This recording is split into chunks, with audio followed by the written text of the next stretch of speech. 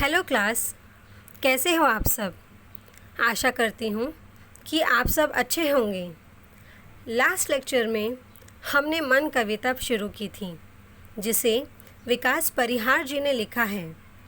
कविता की शुरुआत में हमने हाइकू के बारे में भी जाना जो इस कविता की विधा है कि हाइकू होता क्या है, और कुछ पंक्तियाँ भी पढ़ी।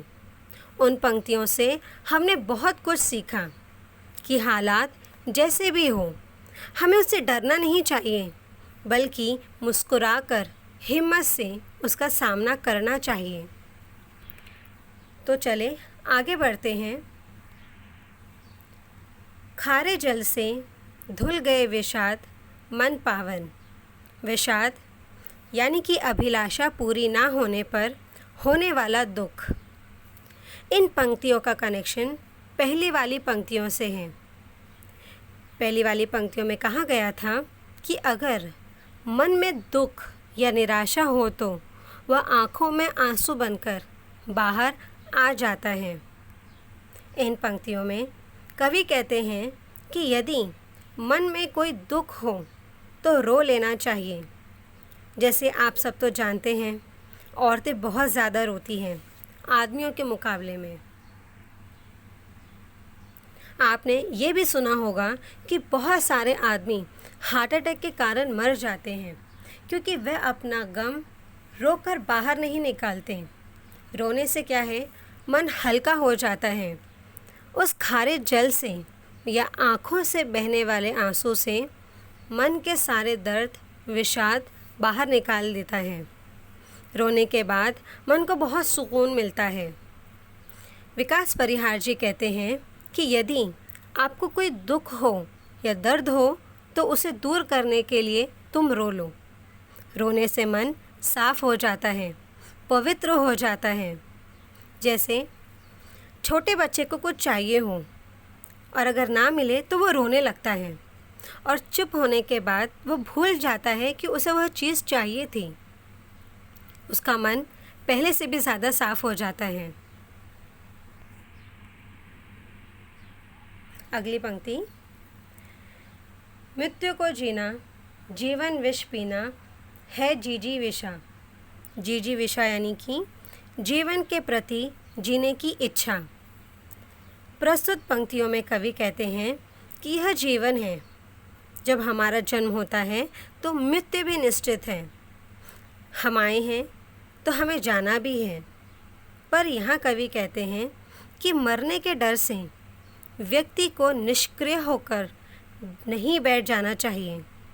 जीवन जीना मानो विष पीने के जैसा है, कठिन है, क्योंकि मनुष्य के जीवन में अनेक परेशानियां आती जाती रहती है।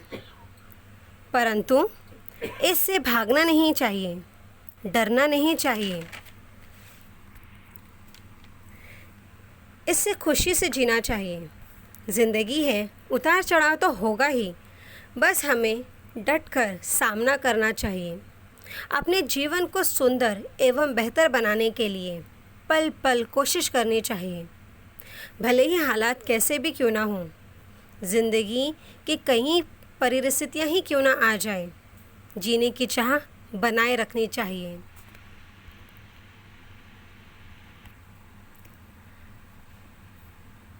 मन की पीड़ा छाई बन बादल बरसी आँखें। यहाँ कवि विकास परिहार जी का कहना है कि जब आसमान में जब घने काले बादल छाते हैं तो वह बरसात होती ही है, वर्षा होती ही है।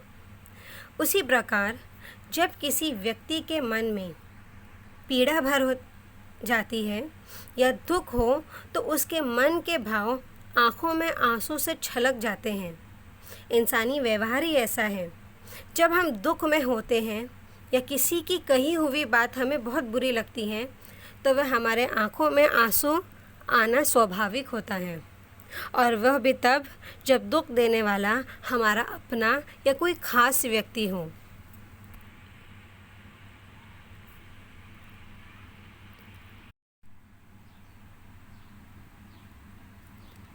चलती साथ पटरियां रेल की फिर भी मौन। प्रस्तुत पंक्तियों में कवि विकास परिहार जी ने कहा है कि रेल की पटरियां अनंत काल से चल रही हैं। मानव जीवन भी इस रेल की तरह है। सुख दुख जीवन रूपी रेल की दो पटरियों के समान है। रेल की दोनों पटरियां हमेशा शांत रहती हैं। वैसे ही पटरियों की तरह मनुष्य को भी अपने जीवन में सुख दुख का समन्वय बनाकर रखना चाहिए। यानी सुख में ज़्यादा ओवर एक्साइटेड नहीं होना चाहिए और दुख में टूटकर बिखर नहीं जाना चाहिए, बल्कि दोनों परिस्थितियों में मन को शांत बनाए रखना चाहिए। जैसे यह रेल की दो पटरियां करती हैं, हमेशा मौन रहती हैं, सबको सहती हैं, चाहे वो सुख हो या दुख हो। आगे बढ़ते हैं। सितारे छिपे बादलों की ओट में सूना आकाश। इस पंक्तियों में कवि कहते हैं कि आसमान सबसे ज़्यादा खूबसूरत तब लगता है जब रात के समय आसमान में चाँद और सितारे होते हैं। यह सितारे आसमान की शोभा को बढ़ाते हैं और जब यह सितारे बादलों के ओट में छिप जाते हैं तो आसमान सूना हो जाता है। ठीक वैसे ही हमारी ज़िंदगी में भी कोई ऐसा ख़ास व्यक्ति होता है जिसके होने से हमारी ज़िंदगी में चार चाँद लग जाते हैं। जैसे हमारे माता पिता, भाई बहन या कोई दोस्त।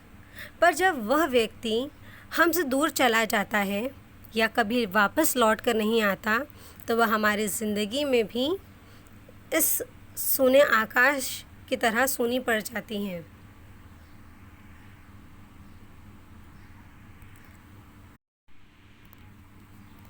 तुमने दिए जिन गीतों को स्वर हुए अमर।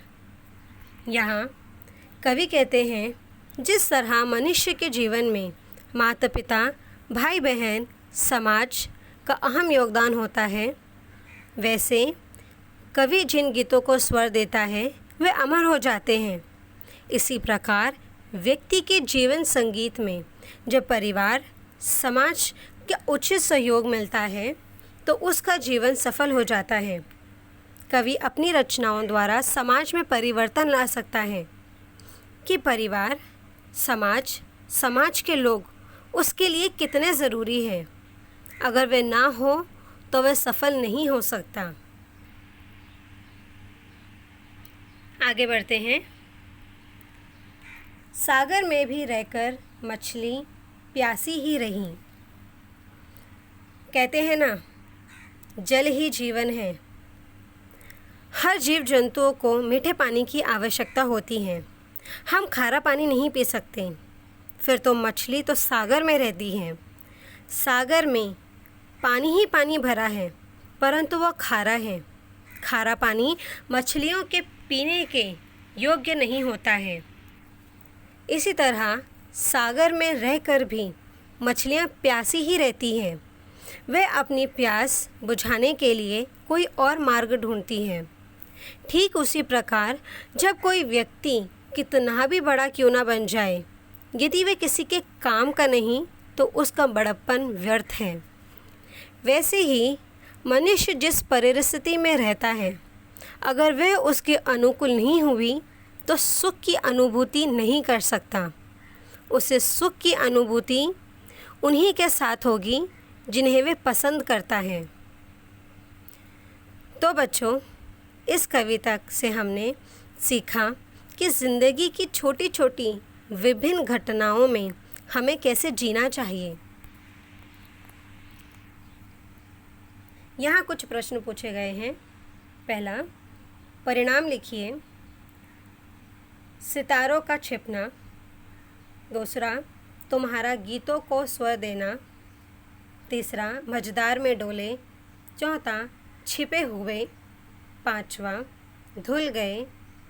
छठा, अमर हुए। इनके उत्तर है सितारों का छिपना, सूना आकाश।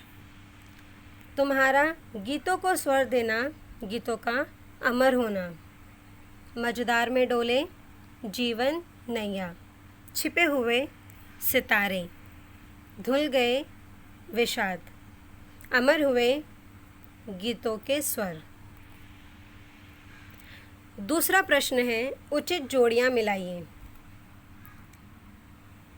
मछली, गीतों के स्वर, रेल की पटरियाँ, आकाश।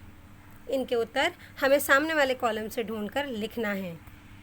और उत्तर है मछली प्यासी, गीतों के स्वर अमर, रेल की पटरियाँ मौन, आकाश सोना।